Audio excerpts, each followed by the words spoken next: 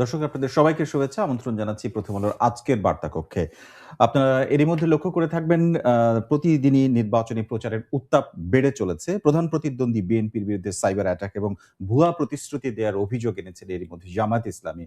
আ এবং BNP chairman সবশেষ জামাতকে ইঙ্গিত করে গুপ্তরা এখন জালেম হিসেবে আবির্ভূত হয়েছেন বলে আজকের একাধিক জনসভায় তিনি বলেছেন। আ এই যে অভিযোগ এবং পাল্টা অভিযোগ এ সমস্ত কেবলই কি নির্বাচনের আগে জনসভায় বলার জন্য বলা নাকি আসলেই তারা এগুলো বলছেন? নাকি আ ১২ তারিখের পরে এরও প্রভাব থাকবে? নাকি এটা শুধুমাত্র ভোটের রাজনীতি? আমরা এইসব বিষয় নিয়ে কোন প্রার্থী আসলে কি ধরনের কৌশলে আ কি ধরনের ভাষা ব্যবহার করছে, কি ধরনের প্রতিশ্রুতি দিচ্ছে সেই বিষয়গুলো নিয়ে আজকে আমরা আলোচনা করব। আমাদের সঙ্গে আছেন শিক্ষক ও গণমাধ্যম শিক্ষক এবং বিশ্লেষক। আমাদের সঙ্গে আছেন অধ্যাপক শামীম রেজা। এবং এইসব নিয়ে আজকের আলোচনার বিষয় নির্বাচনী প্রচারে কোন দলের কি কৌশল? এই আলোচনায় সঙ্গে থাকছি শামসুজ্জোহা।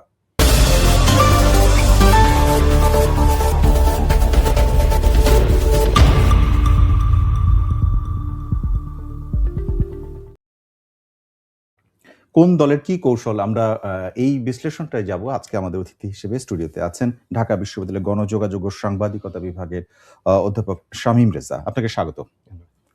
প্রথমেই বলব যে প্রধান ২ প্রতিদ্বন্দ্বী দল বিএনপি এবং জামায়াত ইসলামী ২ দলের প্রধান ২ ব্যক্তির অনেক জনসভা থাকছে প্রতিদিনই এখন এবং একজন আরেকজনকে আক্রমণ করে কথা বলছে। আমি একটি প্রসঙ্গ তুলতে চাই তার বাইরে এসে সেটি মিয়া গোলাম পরোয়ার জামাতের সেক্রেটারি জেনারেল। তিনি একটা অভিযোগ করেছেন বিএনপি, বঙ্গভবন এবং ইন্ডিয়া ৩ টি দেখবেন খুবই গুরুত্বপূর্ণ বিষয়ের কথা বলছেন তারা। একটি হচ্ছে প্রধান প্রতিদ্বন্দ্বী দল তাদের, আরেকটি বঙ্গভবনের কথা বলছেন এবং ইন্ডিয়া তারা প্যাকেজ প্রোগ্রাম করে জামায়াত ইসলামের ইমেজ ধ্বংস করার জন্য সাইবার অ্যাটাক করেছে।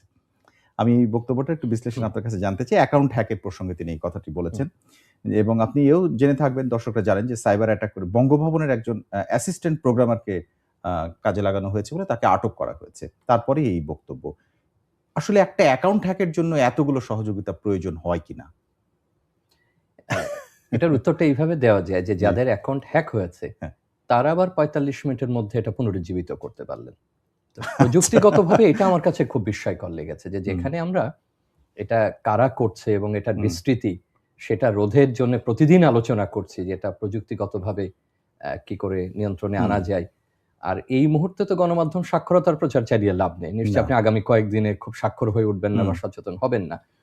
তো আগেরটা যদি খুব একটু মানে আমি লাইটার টোনে বলি যে যদি সেটাই পারা গেল যে খুব দ্রুত পুনরুজ্জীবিত করতে যেটা আমরা জানি যে বেশ কয়েকটা ধাপে করতে হয় এবং সময় সাপেক্ষ, তাহলে তো এই উত্তরও জানা থাকবার কথা যে একটা অ্যাকাউন্ট হ্যাক করার জন্য এতগুলো প্রতিষ্ঠান যাদের বিরুদ্ধে অভিযোগ করা হচ্ছে তাদের কেন যুক্ত থাকতে হলো। দেখুন এটা আমরা এখনো নিশ্চিত নই যে কিভাবে করা হয়েছে বা কি করে করা হয়েছে।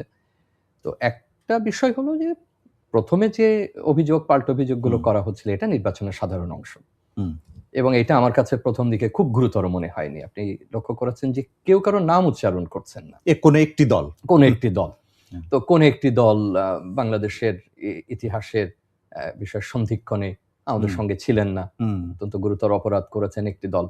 আবার এরা বলছে যে অমুক দল এটি করেছেন। কিন্তু বাস্তবে যেটা আমরা অন্তত গণমাধ্যমের কল্যাণে দেখছি যে বিএনপিও কিন্তু প্রচুর সাইবার অ্যাটাকের মুখোমুখি হয়েছে। তারেক জিয়ার নামে অনেকগুলো আমরা এরকম আক্রমণের অবস্থা দেখেছি। আবার অনেকগুলো এরকম ভুল বা ফেক অ্যাকাউন্ট তৈরি করেও প্রচারণা করা হয়েছে। এখন তো ভিডিও তৈরি হচ্ছে যেটা কৃত্রিম বুদ্ধিমত্তা ব্যবহার করে। আর সবশেষে জামাতের যে ঘটনা ঘটলো এটা যদি আমরা যথেষ্ট গুরুত্ব দিয়ে দেখি, এটা নিয়ে আমরা হয়তো একটু হাস্যরস করতে পারি বা অন্যান্য আলাপ করতে পারি। কিন্তু এটার গুরুতর যেটা সেটা হচ্ছে যে এটা যদি সত্যি এরকম করা হয়ে থাকে যে হ্যাক করে আপনি এরকম ভুল একটা বার্তা সেখানে দিয়ে দিচ্ছেন, যেটা নিয়ে কিন্তু বিপুল আলোচনা হচ্ছে, মাঠে মিছিল হচ্ছে, প্রতিবাদ হচ্ছে এবং কোনো না কোনো ভাবে তো প্রতিপক্ষকে একটা সুবিধা দিচ্ছে যেহেতু ইস্যুটা নারীকে নিয়ে। এমনিতেই জামাত আগে নারী ইস্যুতে কিন্তু বিভিন্নভাবে সমালোচনার মধ্যে আছেন, কারণ জামাতের প্রধান তিনি আল জাজিরার সঙ্গে সাক্ষাৎকারে যেটা বলেছেন কখনোই নারী নেতৃত্ব তারা প্রত্যাশা করেন না, এটা সম্ভব না। সেইটাই তাদের দলের জন্য সম্ভব না, তাদের দলের জন্য সম্ভব না, এটাই যথেষ্ট বড় আলোচনার বিষয়। তাদের নেতা কর্মীরাও বিভিন্ন সময় কিন্তু নারী নেতৃত্ব বা তারা কি করবেন, ধর্মীয় অনুশাসনকে কিভাবে তারা বাস্তবায়ন করবেন, আবার তারা ঘুরে এসে এমনও বলছেন যে না আমরা যা আছে তাই রাখবো। একটা অস্পষ্টতা হুম, কিন্তু আছে। জি। তো তার মধ্যে তাদের অ্যাকাউন্ট হ্যাক হওয়া এবং এই ধরনের একটা বার্তা যাওয়া হুম। সেটা তো নিঃসন্দেহে তাদের জন্য খুব ক্ষতিকর এবং সমস্যার সংকুল। দেখুন কোন দলের ইমেজের সঙ্গে মানে কনফ্লিক্ট করে কোন বার্তা যাওয়া। তাতে অনুমান করা যায় যে এটি আসলে হ্যাক হয়েছে আপনি কেন? ঠিকই বলেছেন যে যেমন এটা যেমন তাদের যে বক্তব্যটা নিয়ে সবচেয়ে বিতর্ক জি। হচ্ছে এই মুহূর্তে নারী হুম, ইস্যুতে, হুম, সেটার ক্ষেত্রে এটা খুব সংবেদনশীল। হুম, আবার বিএনপির ক্ষেত্রেও যে হুম, ধরনের এক ধরনের অপতথ্য বা ভুল তথ্য ছড়ানো হচ্ছে সেটা তাদের সংবেদনশীল জায়গাগুলো ধরার চেষ্টা করা হচ্ছে। তো ২ পক্ষের জন্যে সাইবার আক্রমণগুলো ক্রমশ খারাপের দিকে যাচ্ছে এবং নির্বাচন যত কাছাকাছি আসবে তত ক্ষতিকর প্রভাবটা যদি বাড়তে এটা থাকবে। না থামানো যায় সেটা পড়ার সম্ভাবনাই আমরা বেশি। কিন্তু এর আগের অভিজ্ঞতার সাথে যদি মেলাতে যাই তাহলে আপনার মনে থাকার কথা যে বাংলাদেশে কোনো সংখ্যালঘু বা কোনো একটা দলের মানুষ একটা ফেসবুক পোস্ট করেছেন। সেই পোস্টকে ঘিরে মারামারি তারপরে সেইটা মানে থানা যাওয়া পর্যন্ত খুবই স্বাভাবিক ছিল এবং সেটা লঙ্কাকাণ্ড ঘটা। এই ধরনের অভিজ্ঞতা কিন্তু আমাদের আছে। হুম। যেমন মসজিদে অ্যাটাক করে বসা। এই ধরনের ঘটনাগুলো ঘটেছে। আপনার কি মনে হয় যে যত দিন যাবে এই বিষয়গুলো ভোটের আগে হঠাৎ করে এগুলো বড় মানে বিষয় হয়ে উঠছে বা এখন হতে পারে? পর্যন্ত আমরা হুম, আমরা হুম। সাইবার জগতে যেটা দেখছি সেটা দলকে আক্রমণ করে জি। বা শীর্ষ ব্যক্তিকে হুম, আক্রমণ করে। যেমন বিএনপির ক্ষেত্রে তারেক জিয়াকে এখানে হুম, আ জামাতের হুম, আমিরকে লক্ষ্য করে। সো এর মধ্যে সীমাবদ্ধ আছে আপাতত। হুম, যদিও এর বাইরে হুম, আছে আরো কিছু বিস্তার সেটা লাভ করেছে। কিন্তু আপনি যে উদাহরণগুলো দিলেন, হুম। মনে রাখতে হবে যে তখনও কিন্তু কৃত্রিম বুদ্ধিমত্তার এত ব্যবহার শুরু হয়নি। ছিল না। আমরা পুরোনো প্ল্যাটফর্মে সে হুম, কাজগুলো করেছি। আপনি রামু বলতে পারেন, নাসিরনগর বলতে হুম, পারেন, আরো অনেক উদাহরণ দেওয়া যেতে পারে। এখন তো আরো অগ্রবর্তী প্রযুক্তি আপনার হাতে আছে। রাইট। যেটা দিয়ে আপনি একেবারে বাস্তবে নাই এমন চরিত্র তৈরি এবং করতে অনেক পারেন। মানুষ মনে করবে যে সম্ভবত এটা হ্যাঁ, বিশ্বাসযোগ্য। আপনি একজন হুম, নির্বাচনের একজন গুরুত্বপূর্ণ ব্যক্তির চরিত্রই আপনি তৈরি করতে পারবেন। হুম, তাকে রাইট। আপনি তার অবয়ব তৈরি করতে পারবেন। হুম, কৃত্রিমভাবে তাকে কণ্ঠ দিতে পারবেন এবং হুম, বার্তাটা আপনার মতো করে জি। আপনি তৈরি করতে পারবেন। Deep fake. যেটা আমরা ডিপফেক হুম, এর হুম। কথা বলছি এবং অ্যা প্রায় প্রতি মাসেই এই টেক কোম্পানিগুলো দেখবেন নতুন আ সুযোগ প্রযুক্তি নিয়ে সুবিধা আসছে। প্রযুক্তি নিয়ে আসছে। মানে আমি আপ্রাণ চেষ্টা করছি এগুলো বাংলা করতে। যদিও বাংলা করা খুব কঠিন কাজ। জি। এটা হয়তো প্রযুক্তির নিজস্ব ভাষা হ্যাঁ, তৈরি হয়েছে।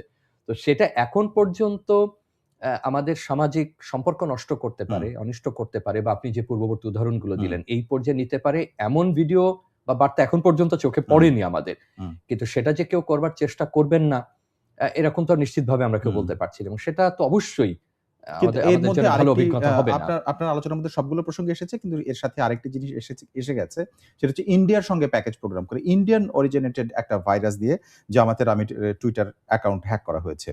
এই যে অভিযোগটা এইটার আসলে কি রাজনৈতিক একটা মানে অস্ত্র হিসেবে ব্যবহার করে এটার যতটুকু না প্রযুক্তি বা এটা হুম, মোকাবেলা করার বার্তা, তার হুম, চাইতে বেশি এটা রাজনৈতিক বার্তা। ওকে। আর আপনি ২ দলের ক্ষেত্রেই খেয়াল করুন। যে বিএনপি বলছে হুম, যে তার দিল্লি নয়, পিন্ডি নয়, হুম, বাংলাদেশই হুম, তার ঠিকানা। এখন হুম, দিল্লিকে নিয়ে প্রচুর আলোচনা আছে। হুম, বিভিন্নমুখী আলোচনায় জি, মাঠ পর্যায়ে রয়েছে। পিন্ডির আলোচনা আমরা তো গত ৫৪ বছর খুব একটা করিনি। না, পিন্ডি এখন নাইও গুরুত্বপূর্ণ হুম। জায়গা হিসাবে। এগুলো কিন্তু আলোচনা কিন্তু এবারে। আলোচনা এবার এসেছে ৬০ এর দশকের শব্দ আবার হুম, ফের ৬০ এর দশকেরও আগের শব্দ পিন্ডি। তো আবার একই রকম ভাবে জামাত ইসলামী এটাকে কাজে লাগানোর চেষ্টা করছে যে বিশেষ কোন জায়গা থেকে এটা হ্যাক করবার চেষ্টা করা হচ্ছে। আমার কাছে মনে হচ্ছে এটা প্রতিপক্ষকে ঘায়েল করে এবং একই সঙ্গে ভারত বিরোধী যে একটা সেন্টিমেন্ট। একটা সেন্টিমেন্ট বা একটা আমাদের এখানে যে বোধটা কাজ হুম, করে নিঃসন্দেহে কোনো হুম, ক্ষেত্রে এটা মাঠ পর্যায়ে বেশ জোরালো হতে দেখা হুম, যায় মাঝে মধ্যে। সেটাকে ব্যবহার করে এবং তার সঙ্গে যারা এটা বিশ্বাস করেন হুম। বা মানেন সেটা তরুণ জনগোষ্ঠী হতে পারে বা অন্য যেকোনো জনমিতিক গোষ্ঠী হতে পারে। অনেকেই আছেন, হ্যাঁ। তাহলে ২ পক্ষই তাদেরকে প্রভাবিত করবার চেষ্টা আমি করছে। একটা এর বাইরে যেমন সাইবার অ্যাটাক এর প্রসঙ্গটা আমরা ১ম এ এসেছি। কিন্তু এর বাইরে এসে সরাসরি মঞ্চে যখন বক্তৃতা করছেন, বিশেষ করে দলের শীর্ষ নেতারা ব্যবহার করছেন। পরে এই প্রার্থীরাও সেটি মাঠের মধ্যে ব্যবহার করছেন। আমি একটা আজকে পড়ে শোনাই। আজকে আপনি দেখেছেন যে তারেক রহমান একাধিক জায়গায় বক্তব্য রেখেছেন। বলছেন বর্তমানে বাংলাদেশে গুপ্ত সংগঠনের ব্যক্তিরা ওই যে একটি সংগঠন হুম, ওরকম। উনিও এখানে নাম না নিয়ে উল্লেখ করেননি নামটা। বলছেন ব্যক্তিরা গুপ্ত সংগঠনের ব্যক্তিরা নতুন জালেম রূপে আবির্ভূত হয়েছে। এটি তারেক রহমান বলেছেন। দুপুরবেলা বরিশালের হুম। একটা বেলস পার্কের একটা নির্বাচনী জনসভায় আমরা এই আমরা বক্তব্য প্রতিদিন বলেছেন। নতুন শব্দ পাচ্ছি হুম, প্রচুর। যেমন এই যে যেটা বললেন গুপ্ত। হুম, গুপ্ত শব্দটা উঠেছিল ছাত্র সংসদ জি, নির্বাচনগুলো থেকে। সেটা এখন জাতীয় নির্বাচনের শব্দাবলীতে হুম, স্থান করে ঢুকে পড়েছে। নিয়েছে, হ্যাঁ, ঢুকে পড়েছে এটা। এবং এর সাথে জালেম, হুম, জালেম হুম, শব্দটা গত জুলাই হ্যাঁ, অভ্যুত্থানের পরে জালেম শব্দটা জালেম, জুলুম হুম, এর শব্দগুলো এবং মজলুম। মজলুম হুম, এবং এর প্রত্যেকটারই বাংলা শব্দ কিন্তু আমাদের রাজনীতিতে ছিল। হুম, কিন্তু আমার মনে হয় যে এই আরবি ফার্সি শব্দগুলো নতুন ভাবে ফিরে আসছে, হয়তো বিশেষ কোনো প্রভাব রাখবে বলে তারা মনে করছেন যারা ব্যবহার করছেন। একই রকম ভাবে আপনি যে একটু আগে যে কথাটা বললেন, আপনি যদি কৌশলে দেখেন তাদের হুম। নির্বাচনী কৌশলের ক্ষেত্রে, সেটাও পরস্পর কখনো সেটা ভারত বিরোধিতার প্রত্যক্ষ বা পরোক্ষ কিছু উপাদান আনা, এবং ৭১ ইস্যুটা এখন আর ঠিক আগের মতো রাজনৈতিকভাবে ব্যবহৃত হচ্ছে না। কিন্তু তাও বিএনপি চেষ্টা করছে যে যতটুকু এটাকে আনা যায়। আবার যে শব্দের কথা আপনি বলছিলেন, হক এবং ইনসাফ। আচ্ছা, হক হচ্ছে অধিকার। অধিকার। তো অধিকারের কথা কে না বলেছে? সেটাই। বাংলাদেশে যে রাজনৈতিক দলগুলো বাস্তবায়ন করেনি তারাও সারা জীবন অধিকারের কথা বলেছে, সংবিধান অধিকারের কথা বলেছে। জামাত এটা হক শব্দটা বলছেন মনে হচ্ছে যে আরো বিশেষ কিছু বহন করে। ইনসাফ ইনসাফ, শব্দটাও, হ্যাঁ। ইনসাফ তো সামাজিক ন্যায় বিচার। হুম। আপনি যে ন্যায় বিচার চাচ্ছেন, ইনসাফ চাচ্ছেন। তো সেই শব্দটা তারা হক এবং ইনসাফ। তাহলে একটু নির্বাচনী কৌশল নিয়ে যদি আলাপের সুযোগ থাকে। জি। এখন বিএনপি আমার কাছে মনে হচ্ছে যে এক ধরনের ইন্টারঅ্যাক্টিভ প্রচারণায় যাবার আপনি যদি একটু এটা সহ বলেন, আমি একটা সম্পূরক প্রশ্ন করে রাখি আপনাকে। আ একটা অনেকে বক্তব্য রাখছেন যারা বিশ্লেষক আলোচনা করছেন, তারা বলছেন রাজনীতির মাঠে ধর্মীয় শব্দাবলী সালাম দেয়া আমাদের কালচারের মধ্যে সবসময় ছিল। কিন্তু এখন নারীদেরকে মা-বোন বলা আর হচ্ছে ধর্মীয় শব্দ, নামাজ, ইনশাআল্লাহ এই সমস্ত শব্দ আপনার কাছে কি মনে হয় যে এটা তো এগুলো তো আমরা সবসময় শুনেছি। এবারে কি একটু বেশি ব্যবহার হচ্ছে? না, এটা সবসময়ই ছিল। হ্যাঁ। এখন বেশি ব্যবহার আপনার কাছে মনে হচ্ছে কারণ সামাজিক মাধ্যমে আপনি যেভাবে এটাকে ছড়িয়ে দিচ্ছেন, এই দৃশ্য মাধ্যমে যেভাবে ছড়িয়ে দিচ্ছেন, সেটা তো ১৫ বছর ২০ বছর আগে ছিল না। কিন্তু এটা সবসময়ই ছিল। আপনি যখন নির্বাচনের মাঠে যেতেন, আপনি কোনদিন কারো সাথে করমর্দন করতেন না। কিন্তু ওই সময় আপনি করমর্দন করতেন। এবং আপনি যাকেই যে অবস্থায় দেখেন না কেন, সামাজিক, অর্থনৈতিক, আপনি সব বিভেদ ভুলে বলার চেষ্টা করতেন যে আপনি আমি তো কাছাকাছি আছে, কোলাকুলি। আপনি ব্যাপকভাবে কোলাকুলি করতেন। ইনশাআল্লাহ শব্দও ব্যাপক ব্যবহৃত হতো, কোলাকুলিও চলতো, করমর্দনও চলতো। কিন্তু এটা দৃশ্যমান হতো না।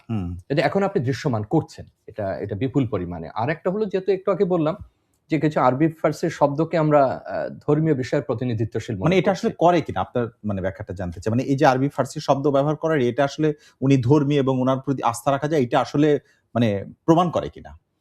এটা আপনার আমার ব্যাখ্যায় প্রমাণ করে কি করে না, তার চাইতে বড় জিনিস হচ্ছে কেউ না কেউ তো প্রাণিত হন। এবং এই শব্দগুলোতে একটা দোতনা তৈরি করে এবং এমন একটা বোধ হয়তো আমাদের অনেকের মধ্যে তৈরি হয়েছে যে হক ইনসাফ শব্দটা যতটুকু না হৃদয়গ্রাহী, যতটুকু না ধর্মাশ্রয়ী, ততটা অধিকার সামাজিক ন্যায় বিচার হয়তো না। কারণ আমরা হয়তো সামাজিক ন্যায় বিচার কিংবা অধিকারের বিষয়গুলো ওইভাবে মানুষের কাছে তুলে ধরতে পারিনি এবং সেটার বাস্তবতা আমরা নির্মাণ করতে পারিনি। আপনি অধিকার দিতে পারেননি, সামাজিক ন্যায় বিচার নিশ্চিত করতে পারেননি। ফলে ওই শব্দটা আবার যখন আপনি বলেন, এটা তার কাছে কোনো অর্থ বহন করে না। হক এবং ইনসাফও সে পায়নি। কিন্তু যখন শব্দটা তার কাছে যাচ্ছে এবং একটা ধর্মের মোড়কে যাবার কথা না, এটা তো শব্দ, আরবি ফার্সির শব্দ। কিন্তু যেহেতু ওই মোড়কটা দেওয়া হচ্ছে, সে তো আশান্বিত হয়। কেউ না কেউ তো নিশ্চয়ই আশান্বিত হয় যেটা এটা কাজে লাগছে। ফলে প্রত্যেকেই আপনি যেটা বললেন যে আল্লাহর নামে এটা শুরু করা বা শুকরিয়া আদায় করা। আমি নিজেও শুকরিয়া শব্দটা বললাম। হয়তো ধন্যবাদ বললে অতটা জোরালো হচ্ছে না। বা অত কাছের মনে হচ্ছে না। এবারে আসি কতগুলো বিষয় সামনে এসছে এবারে, যেগুলোকে নির্বাচনী প্রতিশ্রুতি বলা হয়। নির্বাচনের সময় সবাই বলে তোমার এটা করে দিব, ওটা করে দিব। এবারে যেটা বলা হচ্ছে বিএনপির পক্ষ থেকে ফ্যামিলি কার্ড এবং কৃষক কার্ডের কথা বলা হচ্ছে। কার্ড পেলে কি হবে এটা আমরা জানি না, আমাদের এই অভিজ্ঞতা নাই। কিন্তু জামাত ইসলামের যে সমালোচনা সেটি হচ্ছে মানুষ হলো দেশে 18 কোটি, তারা বলে 50 কোটি কার্ড দেব। আমরাই একবার ক্ষমতায় আসার আগে, আপনারাই একবার ক্ষমতায় আসার আগে, অর্থাৎ বিএনপিকে উদ্দেশ্য করে বলা হচ্ছে বেতন ভাতা দেবেন, কৃষকদের বিনামূল্যে সার দেবেন। অনেক ওয়াদা পড়েছিলেন যার সবগুলো ব্যর্থ প্রমাণিত হয়েছে। শেষ লাইনটা হচ্ছে আপনি আলোচনার এটা হলো শেখ হাসিনার 10 টাকার সের চালের মতো। আচ্ছা, এইবার একটা আকর্ষণীয় বিষয় হলো দলগুলো ইস্তেহার দেয়নি। একটা দল বোধহয় দেবে, এনসিপি দিয়েছে। কিন্তু ইস্তেহার কি 10 দিন বা 15 দিন আগে পাওয়ার কোনো বিষয়? আপনার এতদিন চলে গেল, ইসলামী আন্দোলন কিন্তু কখন দিচ্ছেন? যখন নির্বাচন দোরগোড়ায়, তখন আমি ইস্তেহার পড়ে কি করব? এই ইস্তেহার নিয়ে তো আপনাকে আমি প্রশ্ন করতে পারবো না। আপনার কাছে তো আমি যেতে পারবো না। ইস্তেহার তো আরো আগে পাওয়ার কথা ছিল। এখন তো মুদ্রণের প্রয়োজন হয় না, আপনি তো ডিজিটালি এটা দিতে পারেন। আপনি তাও কিন্তু দেননি। তার সময় তো অন্যতম কারণ হচ্ছে যে ইস্তেহার দিলে তো কিছু জিনিস আপনাকে বলতে হয়। আবার ইস্তেহারের সাথে সংস্কারের অনেক বিষয় যুক্ত আছে। দলগুলো স্বাক্ষর করেছে, কোনোটাতে ভিন্ন মত পোষণ করেছে, কোনোটাতে করেনি। অতএব দুটো দলই যথেষ্ট সতর্কতার সঙ্গে কিন্তু এই কথাগুলো বলছে এবং আপনাকে এটা মনে রাখতে হবে যে ইস্তেহার না দিয়ে তারা প্রতিশ্রুতি দিচ্ছে। এটা যদি ইস্তেহারে হতো তাহলে একরকম কথা ছিল। এখন আসুন প্রতিশ্রুতির ব্যাপার। প্রতিশ্রুতি আগেও দেওয়া হতো। বিএনপি যখন সেই 90-এর পরে, মানে 91 যখন সরকার গঠন 91, করেছে, 96 বিভিন্ন তখনও তো ছিল কৃষককে এটা দেব, আমরা গেলে ওটা দেব, হুম, গণমাধ্যমের জন্য এটা করব, ইত্যাদি হুম, ইত্যাদি করব। কিন্তু এখন বাস্তবতা পাল্টেছে এবং বিএনপির যিনি কর্ণধার বা শীর্ষ ব্যক্তি, তিনি দীর্ঘদিন বিলেতে ছিলেন। এটা হুম, একটা কল্যাণমুখী রাষ্ট্র হুম, এবং সেখানে এই ধরনের বিধিবিধান আছে, ব্যবস্থা আছে। বাংলাদেশ কখনো পূর্ণাঙ্গ কল্যাণমুখী রাষ্ট্র ছিল না, কিন্তু বাংলাদেশেও অনেক ধরনের সামাজিক সুরক্ষার আ সুবিধাদি কিন্তু ছিল। এটা যে জি, বিগত সরকারি একমাত্র করেছে তা না। হুম। এটা একদম পশুপালন থেকে শুরু করে, গবাদি থেকে শুরু করে মানুষ পর্যন্ত বহু রকম সুরক্ষা ছিল। মানে এগুলো বেসরকারি না, সরকারি অনেক প্রজেক্ট সরকারি ছিল, এগুলো হুম। কোনটা হয়তো তথ্যপ্রত, ফাংশন হ্যাঁ, কোনটা করেনি, কার্যকর হ্যাঁ। ছিল না, কিংবা কোনটা পেলেও আপনি টের পেতেন না হুম, যে রাষ্ট্র ভর্তুকি দিয়ে বা সুবিধা দিয়ে আপনাকে এটা হুম, দিচ্ছে। এখন সেই ক্ষেত্রে কার্ড একটা আধুনিক পদ্ধতি। হুম, কার্ডের মাধ্যমে এর আগে যে সামাজিক সুরক্ষা দেওয়া হতো সেটা তো এক ধরনের কার্ড, বা হুম, আপনার অ্যাকাউন্টে যাচ্ছে, উপবৃত্তিও তো অনেকটা তাই। ঠিক। তো সেটা কিন্তু আমি খুব অবাস্তব মনে করি না। হুম। প্রশ্নটা হলো যে উনারা যেভাবে বলছেন সেটা সেটাই আসলে বিপুল পাওয়া যাবে কিনা? জনসংখ্যাকে সেটা পাওয়া যাবে কিনা, বাস্তবায়নযোগ্য হুম, কিনা।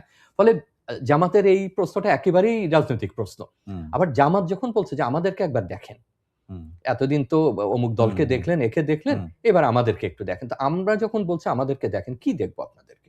তাহলে তো হুম, সে একই কথা দাঁড়াচ্ছে। হুম, যে তার মানে তো আমি ওইটাই বলছি যে শুধুমাত্র হক বা ইনসাফ না, আমি নিশ্চয় স্বাস্থ্যসেবা দেব, আপনার এই সুবিধাদি দেব, হুম। বা অন্যান্য কাজগুলো করে দেব। খুবই ব্যবহারিক, মানে প্রতিদিনের জীবনে যা লাগে। ধরুন, হ্যাঁ। ধরুন জামাতের নির্বাচনী কৌশল হিসেবে বিপুল নারী কর্মী হুম, তৃণমূল পর্যায়ে কাজ করছেন, মাঠ হুম, পর্যায়ে কাজ করছেন, এবং সর্বশেষ আমরা যেটা দেখছি, বয়স অনুযায়ী তারা কর্মী পাঠাচ্ছেন। হুম, তরুণদের কাছে একরকম, নারী কর্মীরা বয়স্কদের কাছে, হুম, মধ্যবয়সীদের কাছে।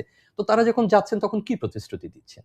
কিছু না কিছু তো ওকে, বলছেন সেখানে। অবশ্যই। সুতরাং এগুলো আমার মনে হয় যে রাজনৈতিকভাবে একজন আরেকজনকে ঘায়েল কিন্তু করবার জন্য। আমার কিন্তু আমার প্রশ্ন যে জায়গাটা ছিল যে এটা হলো যে শেখ হাসিনা ৳১০ সের চালের মতো, মানে বাস্তবতা নাই এরকম একটা জিনিস বলছে। দেখুন এখানে আমার প্রশ্নটা হচ্ছে কি যে বিএনপি কে আ ঘায়েল করার জন্য বা দুর্নীতি বিরোধী বক্তব্য রাখার জন্য আওয়ামী লীগের সাথে এক কাতারে ফেলে এইটা আসলে আ জরুরি হয়ে পড়ল কেন জামাতের কাছে?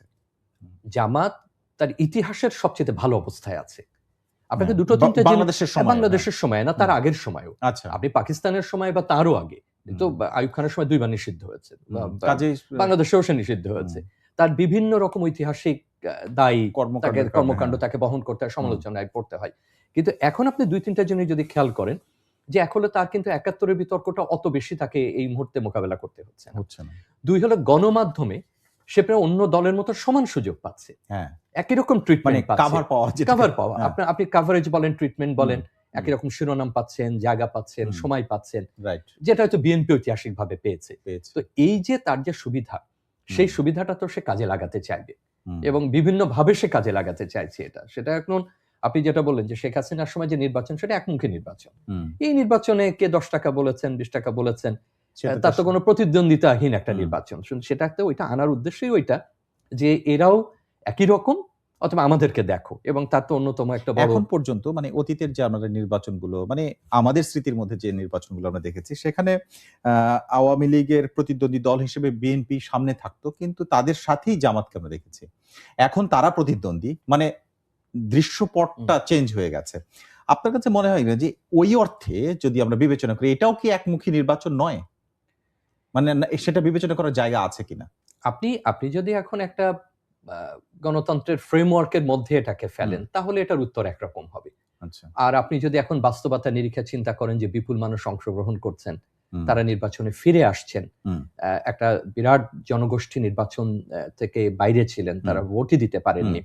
এবং অন্য যারা ছিলেন হুম, তারাও এটা থেকে হুম, বিমুখ হয়ে গেছেন। হুম, তো এই প্রক্রিয়াটাতে একটা ফিরে আসা, সেটা আচ্ছা। যেমন একটা অর্জন, হুম, তেমন একই সঙ্গে একটা বিরাট সমর্থক গোষ্ঠী হুম, আ যারা নির্বাচনে অংশগ্রহণ করতে পারছেন না, পারছে না। সেই ঘাটতিটা তো আপনাকে মানতেই হবে। হুম, সুতরাং এই ২ এর মাঝের একটা জায়গা খোঁজা। এটা আমি এইভাবে উত্তর দেব যে বাংলাদেশ যখন ২ টো বা ৩ টা নির্বাচন হুম, তত্ত্বাবধায়কের অধীনে করছিল, হুম, তখনও কিন্তু এই অর্জনটাকে মূল্যায়ন না করে সমালোচনা করা হতো যে আমরা আর কিছু পারলাম না, শুধু নির্বাচনটা পারলাম। হুম, কিন্তু নির্বাচন যে অত্যন্ত গুরুত্বপূর্ণ ছিল, আপনি যে একটা ইলেকটোরাল ডেমোক্রেসিতেও যেতে হুম, পেরেছেন, সেটাকে ঘিরেও যে প্রতিনিধিত্বের ব্যাপার, আপনার হুম, অধিকারের ব্যাপার, আপনার হুম, ইনসাফের ব্যাপারের হুম, কিছুটা আপনি এগোতে হুম, পেরেছিলেন, সেই ইতিবাচক মূল্যায়ন কিন্তু আমরা করিনি। ওকে, সুতরাং আমার মনে হয় এই সময়কালটাও ভবিষ্যতে এইভাবে হয়তো মূল্যায়ন হবে, যে ঘাটতি থাকবে, ওকে। কিন্তু ঘাটতির মধ্যে জন অংশগ্রহণটাই সম্ভবত আমাদের এই মুহূর্তের একটা বড় অর্জন। যেমন এবং অংশগ্রহণমূলক কিনা মানে একটা নির্বাচন, এই আলোচনায় যখনই আসা হয় দুটো আলোচনাই এসেছে। দলগুলো অংশগ্রহণ করছে কিনা বা সাধারণ মানুষের কত পার্সেন্টেজ, মানে শতকরা কত অংশগ্রহণ করছে।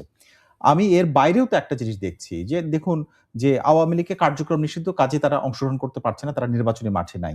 এর বাইরে আপনি জাতীয় পার্টিকে দেখেন, এর মাঝে তাদের যে ১২ মানে ওয়ার্কার্স পার্টির একটি মানে বিপ্লবী ওয়ার্কার্স পার্টি করছে, কিন্তু ওয়ার্কার্স পার্টি যেটি সেটি করছে না, এরকম আরো কয়েকটি দল করছে না। এখন প্রশ্ন হচ্ছে যে এই যে জাতীয় পার্টি করছে, নির্বাচন অংশগ্রহণ হচ্ছে, কিন্তু আপনি কোনো আওয়াজ দেখছেন না, বা তাদেরকে সরকারের যখন মিটিং গুলো হলো তখন তাদেরকে কখনো দেখেছেন? দেখেননি, কারণ তাদেরকে ডাকা হয়নি। এই যে মানে কোন দলকে আপনি অত্যন্ত গুরুত্বপূর্ণ মনে করছেন, কোন দলকে কম গুরুত্বপূর্ণ মনে করছেন, কিসের ভিত্তিতে? না, একটা হলো যে এই অভ্যুত্থানের পরে খুব স্বাভাবিকভাবে যারা অভ্যুত্থানের অগ্রভাগে ছিলেন, যে কোনো অভ্যুত্থানের পরে যারা অভ্যুত্থানটাকে ব্যবহার করতে সক্ষম হন তারাই তো সামনে আসেন, এবং এটাই অভ্যুত্থানের সম্ভবত স্বাভাবিক রীতি।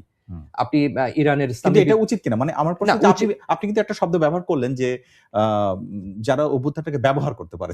যেমন দেখুন, আমি যদি সময় থাকে উদাহরণটা দিই, যে ইরানের ইসলামী বিপ্লবের আগে আরো অনেক পক্ষ ছিল, বামপন্থীরা ছিলেন, গণতন্ত্রপন্থীরা ছিলেন, এবং প্রত্যেকে মনে করছিলেন যে তারাই সম্ভবত সামনে আসতে যাচ্ছে।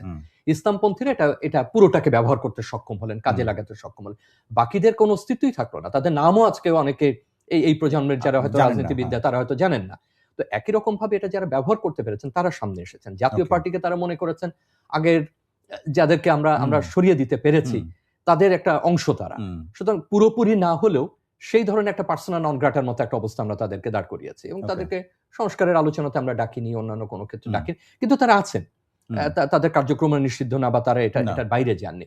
অতএব তাদের পক্ষে আর আসলে এই যে প্রবাহ, প্রধান যে দুটো দলের, বা আমি যদি এনসিপি কেও তাদের অংশ ধরি, সেই বিরাট যে ডামাডোল, সেই ডামাডোলের তারা অন্তর্ভুক্ত হতে পারেন, সেটা তাদের কাঠামোগত দুর্বলতাও, কারণ তারা যে প্রক্রিয়া বিরোধী দলে ছিলেন সেটা তাদের যে কাঠামোর যে বিকাশ, তাদের নিজস্বতা, সেগুলো একেবারে নষ্ট হয়ে গেছে। সুতরাং কিছু পুঁজি থাকলেই রাজনৈতিক ভাবে তো আপনি আসলে সোচ্চার হতে পারেন, আপনি জোরালো হতে পারেন না। আর আপনি অন্য যে প্রসঙ্গ বলছিলেন যে দেখুন, যে দলটার কার্যক্রম এই মুহূর্তে নিষিদ্ধ, তাদের সমর্থকরা কিন্তু আছেন, তাদের ভোটাররা কিন্তু আছেন।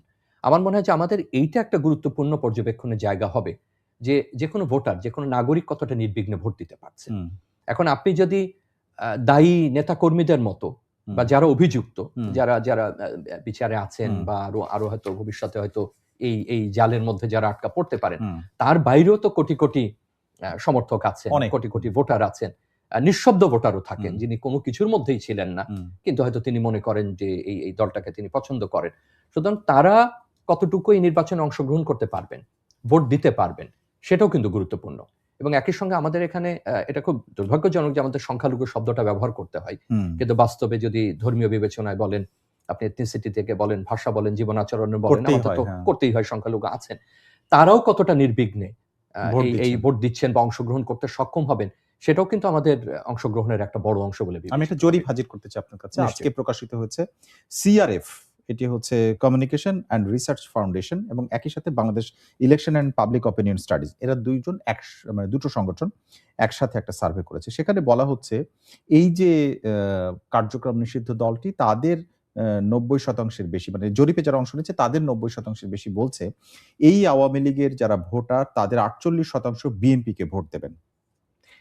এখন প্রশ্ন হচ্ছে যে এটা তাহলে মানে এই ভোটাররা, যাদের কথা আমরা মানে অংশগ্রহণ করবে কিনা জানি না, বা যারা হয়তো নিঃশব্দ ভোটার আপনি যাদের কথা বলছেন, তারা হয়তো খুব বেশি আওয়াজ করেন না, কিন্তু ভোটটা দেয়, মনে করে যে তাদের ভোটার, এরাই কি এবারের নির্বাচনে, এই ত্রয়োদশ জাতীয় সংসদ নির্বাচনের ফ্যাক্টর হয়ে উঠবে কিনা, তারাই বড় ব্যবধান করে দেবে কিনা? প্রথমত জরিপগুলো গুরুত্বপূর্ণ, আমি জরিপের পদ্ধতি নিয়ে প্রশ্ন তুলছি না, কিন্তু একটা জরিপে পুরো একটা গোষ্ঠীকে চিহ্নিত করে সেটা বলা আমাদের এখনকার বাস্তবতা আমি জানি না, যে আমার মনে হয় যে জরিপেরও কিছু নীতিগত বিষয় থাকাটা প্রয়োজন। কারণ এমনি একটা দল নিষিদ্ধ, এবং তার নেতা কর্মীরা তারা সরাসরি রাজনীতিতে যুক্ত যারা ছিলেন তারা তো আছেন, এর বাইরে সমর্থক যাদের কোনো সদস্য পদ নেই, বা যারা এটার ওই অর্থে দলীয় কোনো সদস্য পদ নেই, এরকম কোটি কোটি মানুষ আছে যে তারা ভোটার। এখন জরিপে হয়তো মনে হয়েছে যে বিশেষ কোনো গোষ্ঠী এই মুহূর্তে যারা আছেন তাদের কাউকে না কাউকে ভোট দেবেন, কিন্তু আমি ঠিক জানি না নীতিগতভাবে এটা বলা যে 48% বা 50% কাকে ভোট দেবেন, সেটা তাদেরকে আবার বিপন্ন করে তোলে কিনা। কারণ আমাদের এখানে কিন্তু যারা ভোট দেন, এটা বিভিন্ন ভাবে আপনার ভৌগোলিক অবস্থানগত ভাবেও কিন্তু বের করা খুব কঠিন না, কোন পাড়া দেন, কোন মহল্লা দেন, বা কোন অংশে থেকে আসে, এগুলো যারা নির্বাচন করেন তাদের কাছে হিসাব নিকেশ থাকে কোন দিকে থাকেন। তো সেটা যেমন আমি মনে করি একটা বিবেচনায় রাখা, জরিপ তো আমাদের জন্য গুরুত্বপূর্ণ, কিন্তু কে কাকে ভোট দেবেন এটা আসলে উন্নত দেশ হলে আমরা এই প্রশ্ন তুলতাম না, কারণ সেখানে এটার জন্য কেউ চাপের মধ্যে পড়েন না। কিন্তু এখানে পরিস্থিতিটা ভিন্ন। ওখানে সবাই স্বাধীন থাকে। আর একটা যে কথাটা ইদানিং বলা হচ্ছে যে সুইং ভোটার, দেখুন আপনি সুইং ভোটার তখনই চিহ্নিত করতে পারবেন যখন নিয়মিত নির্বাচন হয়, নিয়মিত নির্বাচনের তথ্যপাত্রগুলো রাখা হয়। আপনি সুইং ভোটার পেলেন কিভাবে, আপনি জানলেন কিভাবে যে সে সুইং ভোটার? বাংলাদেশের সাধারণত ভোটের একটা প্রবণতা আছে যে এই দলকে দেয় বা ওই দলকে দেয়। এখন জামাত একটা বড় দল হিসেবে আবির্ভূত হয়েছে, তাকে নিয়েও বিভিন্ন হিসাব নিকাশ আছে। কিন্তু আসলে এই মধ্যবর্তী গোষ্ঠীটা যে অবস্থান করে এবং তার সংখ্যা যে বাড়ছে, সেটা জানতে গেলে আপনার অনেকগুলো নিরবচ্ছিন্ন নির্বাচন হওয়া প্রয়োজন হয়, এবং জনগোষ্ঠী কি পরিমাণে বাড়ছে, আসন অনুযায়ী কি পরিমাণে বাড়ছে, পুরো দেশে কতটুকু বাড়ছে, সেটা জানা প্রয়োজন হয়। আমরা খুব সহজে, নিশ্চয়ই নির্বাচনী বিশেষজ্ঞরা আমার সঙ্গে তো দ্বিমত পোষণ করলেও করতে পারেন, আমি তাদের মতো এত বিশেষজ্ঞ নই, কিন্তু এত সহজে দোদুল্যমান ভোটারকে চিহ্নিত করা যায় না। দোদুল্যমান ভোটার চিহ্নিত করার একটা ঐতিহাসিক প্রবণতা আছে। কিন্তু আমি সম্ভবত ওই জায়গাতে একমত হব যে আমাদের যে 4 কোটি বা তার বেশি নতুন ভোটার যুক্ত হলেন, আমরা স্বাভাবিকভাবে বুঝতে পারছি যে বিপুল তরুণ ভোটার সেই হিসাবে আমাদের কাছে আছে। অতএব এই তরুণ ভোটার আমার মনে হয় যে একটা ভূমিকা রাখবেন। কিন্তু একই সঙ্গে আমি আবার এটাও যুক্ত করব টিকা আকারে, যে এই যে তরুণ ভোটার, আমাদের যে বৈশিষ্ট্য, সেই তরুণ ভোটার কিন্তু আওয়ামী পরিবারেরও আছেন, সেই তরুণ ভোটার বিএনপি পরিবারেরও আছেন, সেই তরুণ ভোটার হয়তো জামাত পরিবারেরও আছেন, বা সেই তরুণ ভোটার কিন্তু পরিবারের হলে কি আসলে আমাদের সামাজিকীকরণ কিন্তু একটা গুরুত্বপূর্ণ রাজনীতির ক্ষেত্রে। আমি হয়তো পরিবার শব্দটা সঠিক বলিনি, ওই ঘরানা যদি আমি বলি, বা ওই মতাদর্শের, আপনি এই মতাদর্শগুলো হঠাৎ করে তৈরি করেন না, এবং এটারও একটা সামাজিকীকরণ প্রক্রিয়া আছে যে কে কোন দিকে যাবেন। কিন্তু হ্যাঁ, তরুণরা নিঃসন্দেহে একটা বিরাট জনগোষ্ঠী, আমরা বুঝতে পারছি সামাজিক আন্দোলনগুলো থেকে এবং জুলাই অভ্যুত্থান থেকে, যে তারা এই ঘরানা থেকে বেরিয়ে এসেছেন অনেকে। তো সেইটাই কতটুকু কাজে লাগবে সেটা আবার নির্ভর করছে আসন অনুযায়ী তাদের বিন্যাসটা কেমন, যে তারা কোথায় কি পরিমাণে বেড়েছে।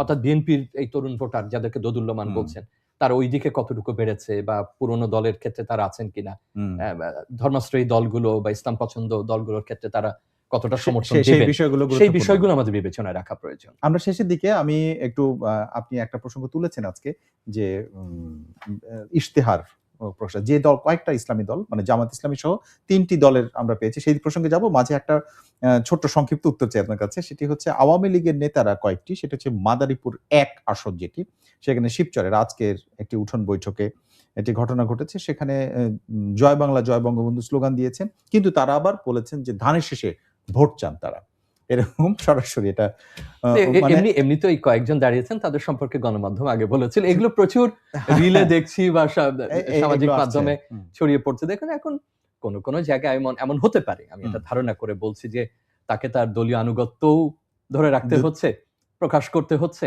আবার নতুন বাস্তবতায় তাকে হয়তো সমর্থনটা অন্যদিকে দিতে হচ্ছে। আমরা নির্বাচনটা তো যান্ত্রিক না, এর একটা মানবিক দিক আছে, এর একটা সামাজিক দিক আছে, ঐতিহাসিক দিক আছে, একটা বিনোদনেরও দিক আছে।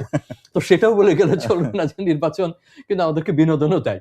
তো মাঝে মধ্যে কিছু বিনোদনের বিষয়গুলোকে আমরা যদি খুব সিরিয়াসলি নিয়ে ফেলি, তাহলে এগুলো বিশ্লেষণ করাও কঠিন হয়ে পড়ে। আসি আপনার ইসলামী দলগুলোর মধ্যে, ইসলামী আন্দোলন বাংলাদেশ যে দল, তারা 30 দফা একটা ইশতেহার দিয়েছে, এবং সেটা আজকেই জামাত ইসলাম তাদের ইশতেহার ঘোষণা করলো। তারা 26 দফা বলছে, এবং তার মধ্যে বহুল আলোচিত নারীদের বিষয়ে তাদের কর্মঘণ্টা নিয়ে একটা আলোচনা শুরু হয়েছিল। আজকে তার একটা জবাব দিয়েছেন তিনি, যে 5 ঘন্টা কর্মঘণ্টা থাকবে, কিন্তু তারা স্যালারি পাবে, সরকার তাদেরকে 8 ঘন্টারই টাকা দেবে, এটা তারা স্পষ্ট করেছেন।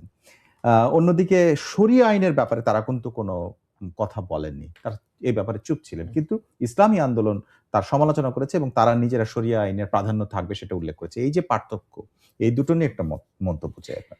একটা হলো যে জামাত এই যে এখন বলছে যে এত ঘন্টা কাজ করলেও আমি তাকে এত ঘন্টা টাকা দেব, তো তাহলে বিএনপির দোষটা কি? ওই যে কার্ড বলছে, যে তো কার্ডের সাথে তো একই রকম হয়ে গেল, যে আপনি তাহলে এই টাকাটা কোথায় পাবেন? মানে একজন শ্রম দিচ্ছেন না, তিনি আপনি কিন্তু টাকাটা তাকে দিচ্ছেন, কারখানা হোক, অফিস হোক, সেবা খাত হোক, দিচ্ছে না, তাহলে উৎপাদনটা কিভাবে হবে এবং টাকাটা আসবে কোথা থেকে? তাহলে ওটা যদি আপনি জোগাড় করতে পারেন, তাহলে অন্য দলও কোনো না কোনো ভাবে ম্যানেজ করবে। তার মানে এই প্রতিশ্রুতিগুলো আসলে বাস্তবায়ন যোগ্যতা নিয়ে প্রশ্ন ওঠে। আর দ্বিতীয় যেটা বললেন, জামাত এই ব্যাপারে যথেষ্ট কৌশলী। আমরা জামাতের বিভিন্ন আলাপ আলোচনায় এই ইশতেহারের বাইরে আমরা কিন্তু কাউকে শরিয়া আইনের ব্যাপারে একটা কথা বলতে শুনেছি। এমনকি নারীর প্রশ্নটাও কিন্তু ওই একই ধরনের আঙ্গিকেরই একটা বিষয় যে আপনি উঠেছে, হ্যাঁ। যদি এটা খুব কন্টেস্টেড একটা বিষয় যে ইসলাম আসলে এই বিষয়টাকে অনুমোদন করে কি করে না, এটার হয়তো অন্য আলোচনার দিকে আজকে যাবার সুযোগ নেই। তো সেটা যেমন তারা একটা অস্পষ্ট রাখছেন। আর অন্য যে ইসলামী দলটার কথা বললেন, দেখেন এরা ইসলামী কখনোই আন্দোলন বাংলাদেশ। ইসলামী আন্দোলন বাংলাদেশ এরা কখনোই কারোর সঙ্গে জামাতের মতো বড় জোটেও ছিলেন না, না। রাষ্ট্র পরিচালনাতেও ছিলেন না। জামাতের একটা বড় সুবিধা হচ্ছে যে সে অন্য দলের সঙ্গে একসময় ছিল, তার মন্ত্রিত্ব ছিল, বিএনপির সঙ্গেই ছিল। বিএনপির সঙ্গে ছিল, তার সংসদে পদ ছিল এবং তার অভিজ্ঞতা রাষ্ট্র পরিচালনার পূর্ণাঙ্গ না থাক, অনেক গুরুত্বপূর্ণ অংশগ্রহণ অভিজ্ঞতা ছিল, হ্যাঁ। অংশগ্রহণ তার ছিল, তার মন্ত্রণালয় চালানোর অভিজ্ঞতা আছে, মন্ত্রী হওয়ার অভিজ্ঞতা আছে। তবে দুটোর মধ্যে একটু পার্থক্য থাকবে। জামাত অনেক কাঠামোবদ্ধ এবং সে অনেক দিন থেকে এগুলোর কাজ করছে। তার জন্য একটা ইস্তেহারের প্রতিটা ভাষা আমার মনে হয় সে অনেক হিসাব করে দিয়েছে। আর ইসলামী আন্দোলন তারাও দীর্ঘদিন ধরে মাঠে আছেন, কিন্তু হয়তো জামাতের মতো তারা, আমি জানি না অতখানি স্বপ্ন দেখছেন কিনা, এবং তার প্রতিশ্রুতিগুলো আমরা হয়তো যতটা জোর দিয়ে জামাতের প্রতিশ্রুতিগুলোকে পড়ছি, আমরা মূল্যায়ন করবার চেষ্টা করছি, এর অভিঘাত বোঝার চেষ্টা করছি, ততটা হয়তো আমরা আমি ওই দলের ক্ষেত্রে করছি শেষ না। প্রশ্ন, শরিয়া আইনের কথা যেটা ইসলামী আন্দোলন উল্লেখ করেছে, কিন্তু জামাত এই জায়গাটা নিশ্চুপ থেকেছে। এটা তারা করবেন কিনা, করবেন কি করবেন না সেটা উল্লেখ করেননি। এটার সমালোচনা করেছে দারুণভাবে, খুবই কঠোর ভাষায় ইসলামী আন্দোলনের বাংলাদেশের সৈয়দ রেজাউল করিম।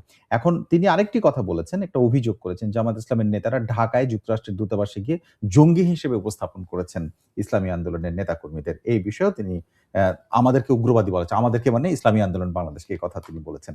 এইটা আসলে মানে জামাত ইসলামের বিরুদ্ধে যে আরেকটি ইসলামী দল কথা বলছে, এই দৃশ্যটা খুব মানে এই দলটির ক্ষেত্রেই দেখা গেছে খুবই লিমিটেড জায়গায়। এখন কি নির্বাচনের জন্য বলছে নাকি তারা আসলে মিন করে এটা? এটা তো তাদের মনোজগতে প্রবেশ করা খুব কঠিন। আমার ধারণা নির্বাচনে যতটুকু দৃশ্যমান থাকা যায়, এবং এটাও একটা নির্বাচনের কৌশল। সাধারণত এরকম আদর্শ ভিত্তিক দলগুলো কিছুটা পরস্পরের বিপরীত বিবৃতি দিয়েই থাকেন, কিন্তু দিনের শেষে সম্ভবত তারা যদি ভালো করেন তখন প্রত্যেকেই তার সুবিধাটা পাওয়ার একটা পথ তৈরি হয়। সুতরাং আমি মনে করি যে এটা নির্বাচনী কৌশলেরই একটা অংশ হতে পারে, যতটুকু না আদর্শিক। 12 তারিখের সামনে রেখে এই নির্বাচনের কৌশলগুলো চলছে। এখন যা বলা হচ্ছে মানে এইরকমই বাংলাদেশ আমরা 12 তারিখের পরে পেতে যাচ্ছি কিনা? নাকি তখন সব মানে এই কোয়ালটা থেমে যাবে? না, এই প্রতিশ্রুতিগুলো থাকবে না। এই ধরনের হয়তো বাস্তবায়নযোগ্য না এমন বিষয় থাকবে না। কিন্তু হয়তো অন্য বাস্তবতার মুখোমুখি আমরা হতে পারি, যেটা সাধারণ এই রেটরিক্স এর বাইরে গিয়ে আমরা কতটা অন্যের অবস্থানকে মেনে নেব, নির্বাচনী ফলকে আমরা কিভাবে দেখব। এবার নির্বাচনী ফল একটু সময় লাগতে পারে, দুটো নির্বাচন হচ্ছে, সেটাও কিন্তু আমাদের যথেষ্ট একটা মনোযোগ দেবার মতো বিষয় আছে, যে যেখানে আমরা অধৈর্য হয়ে যায় সন্ধ্যার পরে, সেখানে এই সময় পর্যন্ত এবং তারপরে ওই ফলটাকে মেনে নেওয়া, এটা যেমন। এবং দুই পক্ষেরই বড় বিষয় হচ্ছে আমরা প্রধান যে আমরাই যাচ্ছি এবং আমরাই পারবো। সুতরাং আমরাই যাচ্ছি, আমরাই পারবো, এটা যদি বদ্ধমূল হয়ে থাকে, প্রতিষ্ঠিত হয়ে থাকে তার সমর্থকদের মধ্যে, সেইটা কিন্তু সবসময় ইতিবাচক নাও হয়ে উঠতে পারে 12 তারিখের পরে। অনেক ধন্যবাদ আজকে আমাদেরকে সময় দেওয়ার জন্য। দর্শক, আমাদের সঙ্গে ছিলেন গণযোগাযোগ ও সাংবাদিকতা বিভাগের শিক্ষক অধ্যাপক শামীম রেজা। তার কাছ থেকে নির্বাচনে বিভিন্ন দল বিভিন্ন রকম কৌশল হাতে নিচ্ছে এবং যে কথাগুলো বলছে সেগুলো নিয়ে আমরা আজকে বিশ্লেষণ করার চেষ্টা করেছি। এরকম রাজনৈতিক বিভিন্ন ঘটনার আপডেট এবং বিশ্লেষণ জানতে আমাদের সঙ্গে থাকুন। প্রথম আলোর এই আয়োজন বার্তা কক্ষ দেখুন রবি থেকে বৃহস্পতিবার পর্যন্ত এই সময় আমাদের ওয়েবসাইট prothomalo.com এবং ইউটিউব, ফেসবুক সহ সোশ্যাল মিডিয়ার সবগুলো প্ল্যাটফর্মে। আজকে যারা সঙ্গে ছিলেন সবাইকে ধন্যবাদ।